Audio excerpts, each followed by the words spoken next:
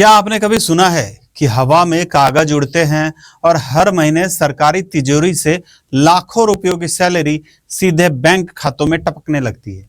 जी हाँ, कागजों की यह ऐसी जादुई मायावी दुनिया है जहां जो कभी शिक्षक था ही नहीं, वह भी ब्लैक बोर्ड के सामने बिना चौक उठाए सरकारी मास्टर बन बैठा है। डिझाईन्स 2026च्या मजुरी मात्र 1974ची। अधिक माहितीसाठी आजच शोरूमला भेट द्या। बात हो रही है महाराष्ट्र के जलगांव और पूरे उत्तर महाराष्ट्र को दहला देने वाले शालार्थ आईडी महाघोटाले की। लेकिन इस घोटाले की तह में जाने से पहले जरा ठहरिए, यह समझिए कि आखिर यह शालार्थ आईडी नाम की बला क्या है, जिसके चक्कर में बड़े बड़े हुक्मरान और शिक्षा के सौदागर आज जेल के सलाखों के पीछे पसीने बहा रहे हैं। क्या है शालार्थ आईडी? वह जादुई चाबी जिससे खुलता है सरकारी खजाना। आसान शब्दों में कहें तो शालार्थ आईडी महाराष्ट्र सरकार के शिक्षा विभाग द्वारा दिए जाने वाला एक डिजिटल पहचान पत्र यानी यूनिक एम्प्लॉय आईडी है।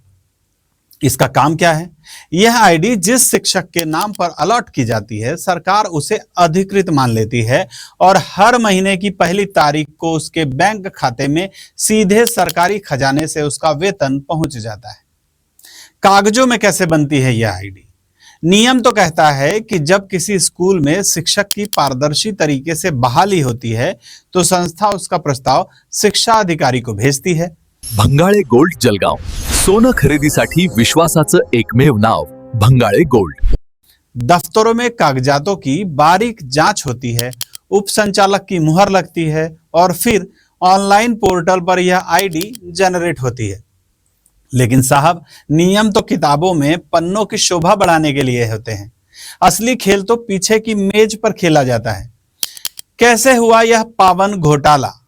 जलगांव जिले के 200 से भी ज्यादा शिक्षण संस्थानों में शिक्षा के नाम पर धंधा चलाने वालों ने एक नायाब रास्ता निकाला।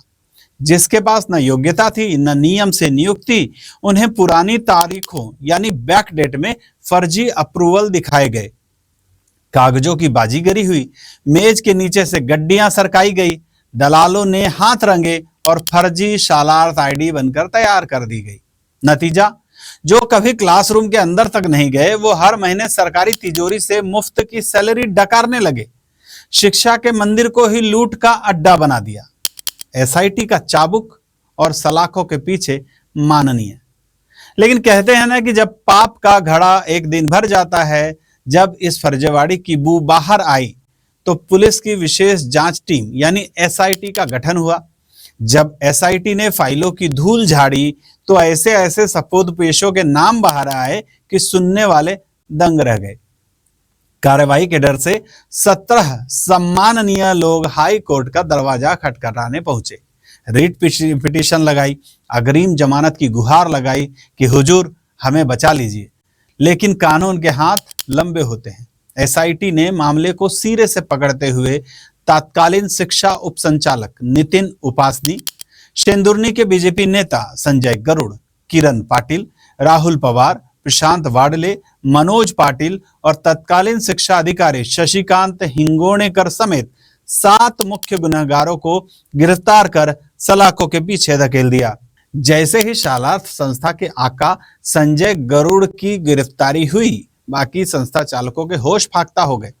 जो कल तक इलाके में मूंछों पर ताव देकर घूमते थे, वे आज पुलिस की गाड़ियों के सायरन से डरकर शहरों और गांवों से फरार हो गए हैं।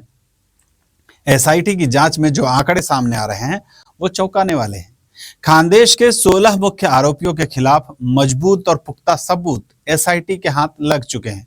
उत्तर महाराष्ट्र के 233 स्कूलों में 821 शिक्षक और प्रधानाध्यापक अब जांच के घेरे में हैं। तत्कालीन शिक्षा अधिकारी नितिन बच्छाव और भाऊ साहब चौहान समेत तब लगभग 1220 संशयित आरोपी एसआईटी के रडार पर हैं। नासिक पुलिस की टीम ने जलगांव में डेरा डाल दिया है और आने वाले दिनों में कई और बड़े सूरमा जेल की हवा खाते हुए दिखाई देंगे। सवाल यह है कि जो व्यवस्था बच्चों को ईमानदारी का पाठ पढ़ाने के लिए बनाई गई थी, उसी व्यवस्था के नुमाइंदे जब खुद महाघोटाले के मास्टरमाइंड बन जाएं तो आप और हम किस देश में और किस तंत्र की बात कर रहे हैं। फिलहाल तो साहब जांच जारी है और साहब लोग फरार हैं। आप देख रहे थे इंडिया अब तक समाचार। मैं हूं आनंद शर्मा, कड़वा लेकिन सच। जय हिंद। साडी म्हणजे फक्त पेहराव नाही, ती आहे तुमची ओळख. हिरा टेक्सटाईल्स मिलमध्ये मिळवा आकर्षक साड्यांचे शानदार कलेक्शन. सोबतच शालू, लेहंगा, चुनरी, वेस्टर्न वेअर सारे काही एकाच ठिकाणी, तेही फॅक्टरी रेटमध्ये.